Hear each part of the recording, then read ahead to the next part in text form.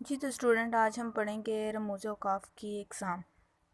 रमूज़ औक़ाफ़ की एग्ज़ाम जैसा कि आपको सामने वीडियो में दिख रहे हैं कि सख्ता, वक्फ़ा, ख़त्मा, राब्ता, तफ़सीलिया, नदाइया, फ़िजाइया, कोसैन और वावैन है। ठीक है, फर्दर हम आप इनकी एक्सप्लेनेशन करते हैं। सख्ता की अलामत ये होती है, और इसको इंग्लिश में कोमा कहते हैं। ठीक है, कोमा जिस तरह इंग्लिश में थोड़ी थोड़ी बात जब मुकम्मल होती है छोटे छोटे वक्फे के बाद लगाया जाता है, इस तरह उर्दू में भी छोटे छोटे वक्फे के बाद कोमा की अलामत या सख्ता की अलामत लगाई जाती है। मिसाल के तौर पर अंग्रेज़ी, उर्दू, मुतालिया पाकिस्तान और इस्लामियात लाजमी मज़ामीन हैं। अब अंग्रेज़ी के बाद सख्ता की अलामत, उर्दू के बाद सख्ता की अलामत, फिर मुतालिया पाकिस्तान और इस्लामियात लाजमी मज़ामीन हैं। ठीक है, दूसरी एग्जांपल है सरगोदा, सियालकोट और लाहौर को हलाल इस्तक़लाल से सरफराज किया गया। अब सरगोदा के बाद सख्ता की अलामत, सियालकोट और लाहौर को हलाल इस्तक़लाल से सरफराज किया गया। ठीक है, सख्ता की अब पहचान यह है कि इसमें सांस का तसलसल आपका नहीं टूटता। आप एक ही सांस में एक जुमले को आराम से हल्का हल्का ठहराव देकर बयान कर देते हैं। उसके बाद है वक्फ़ा। वक्फ़ा जो होता है सख्ते से ज़्यादा ठहराव होता है, इसको इंग्लिश में सेमी कॉलन कहते हैं। ये इसकी इलामत है। ठीक है, अब सख्ता की यानी कि आपको अगर पूछे कोई कि वक्फ़ा क्या है, वक्फ़े की सख्ता से ज़्यादा ठहराव को वक्फ़ा कहते हैं। अब इसकी एग्जांपल क्या है जी, मेरे पास दीवाने गालिब, इल्लामा इकबाल की बांगे दरा और यादगार गालिब मौजूद हैं। अब मेरे पास दीवाने गालिब, उसके बाद वक्फ़ा की अलामत, इल्लामा इकबाल की बांगे दरा और यादगार गालिब मौजूद हैं। ठीक है, नेक्स्ट एग्जांपल है इसकी, आजकल खलूस, वक्फ़ा की अलामत, मोहब्बत, वक्फ़ा की अलामत, खून सफ़ेद और सब्र तहम्मुल ख़त्म हो गया है या होता जा रहा है। ठीक है, अब वक्फ़े की पहचान ये है कि इसमें जो सांस का तसलसल है वो बरकरार नहीं रहता। ठीक है, यानी कि इसमें हम थोड़ा सख्ते से ज़्यादा ठहराव करते हैं तो वो मुश्किल हो जाता है एक ही सांस में बोलना, तो फिर इसमें सांस का तसलसल कायम नहीं रहता। ठीक है, ख़त्मा को इंग्लिश में फुल स्टॉप कहते हैं। जब बात हमारी मुकम्मल हो जाती है तो ये इलामत इस्तेमाल की जाती है। मिसाल के तौर पर, ये मेरी गुड़िया है, बात मुकम्मल हुई, हमने ख़त्मा की इलामत लगा दी। ये मेरी उर्दू की किताब है। ठीक है, बात मुकम्मल हुई, हमने ख़त्मा की इलामत लगा दी। नेक्स्ट, राब्ता की अलामत। राब्ता जो होता है दो बातों को या दो यानी एक ही बात को ज़रा छोटे छोटे वक्फ़े के तौर पर तोड़कर इस्तेमाल एक ही जुमला बनाने के लिए इस्तेमाल किया जाता है। वक्फ़े को इंग्लिश में कॉलन कहते हैं, ये इसकी अलामत होती है। सॉरी टू से, राब्ते को इंग्लिश में कॉलन कहते हैं और ये इसकी अलामत होती है। राब्ते की एग्जांपल है कि इल्लामा इकबाल ने फरमाया। राब्ते की अलामत फिर कौमें शुहरा इकराम के अज़हान में पैदा होती हैं, यानी कि अब फरमाया के बाद राब्ता कायम किया, यानी कि दूसरी उनकी यानी कॉल में आगे बात बताने में। ठीक है, नेक्स्ट इसकी एग्जांपल है, ये मत सोचो कि लोग क्या कहते हैं।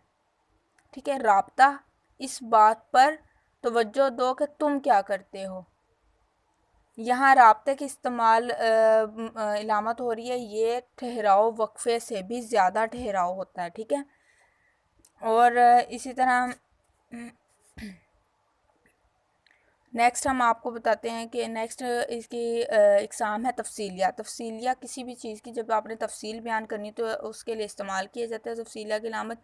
तफ़सीलिया को इंग्लिश में कॉलन डैश कहते हैं और ये इसकी अलामत होती है।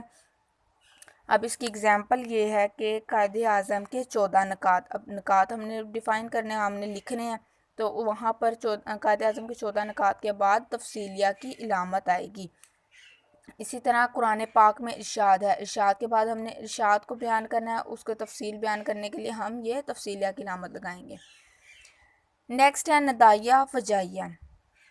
नदाइया और फ़जाइया, इसको इंग्लिश में साइन ऑफ एक्सक्लेमेशन कहते हैं और इसकी अलामत जो है ये इसकी ये अलामत होती है नदाइया और फ़जाइया की। नदाइया जो होता है कोई जब हम खुशी की बात को बयान करते हैं तो नदाइया की लामत इस्तेमाल होती है, और जब हम कोई दुख की बात को बयान करते हैं तो फजाइया की लामत इस्तेमाल होती है। जैसे वाह, अब नदाइया की लामत होगी आज अली की सालगिरह है। अब हमने ये खुशी की बात बताई है तो इसके लिए लामत तो एक है, लेकिन ये नदाइया की लामत लफ्ज़ इस्तेमाल होगा। अब नेक्स्ट एग्जांपल है ओह वो फोत हो गया। अब ये अफसोस की बात है, अफसोस की बात के लिए भी यही लामत लगेगी, लेकिन इसका नाम हो जाएगा फजाइया। नेक्स्ट हमारे एग्ज़ाम है कोसैन। कोसैन किसे कहते हैं? कोसैन को इंग्लिश में ब्रैकेट्स कहा जाता है, और ये इसकी लामत होती है। ये किसी भी बात की तफसील जो कि गैर ज़रूरी होती है, यानी ज़रूरी नहीं होती, और हम जब जुमले में ऐड करते हैं तो कोसैन की लामत इस्तेमाल करते हैं। जिस तरह अली का भाई, अब कोसैन की लामत छोटा भाई जमात में अव्वल आया। अब हमें यहाँ बताने की ज़रूरत नहीं थी कि छोटा है कि बड़ा है, अली के भाई बता दिया तो वो काफ़ी था। ठीक है। जिस तरह इल्लामा इकबाल, आगे हम कोसैन की लामत इस्तेमाल करेंगे कि कौमी शायर।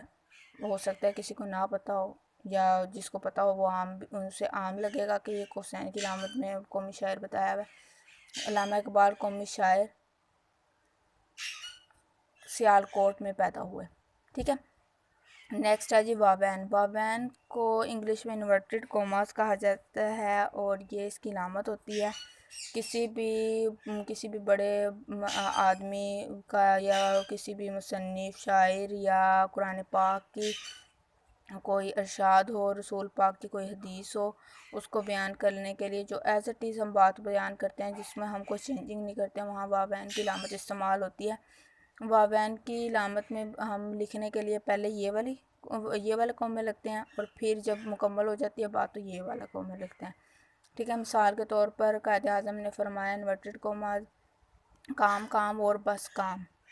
नेक्स्ट है जी, नेक्स्ट एग्जांपल है रसूल पाक सल्लल्लाहु अलैहि वसल्लम ने फरमाया इन्वर्टेड कोमास इल्म हासिल करो चाहे तुम्हें चीन जाना पड़े।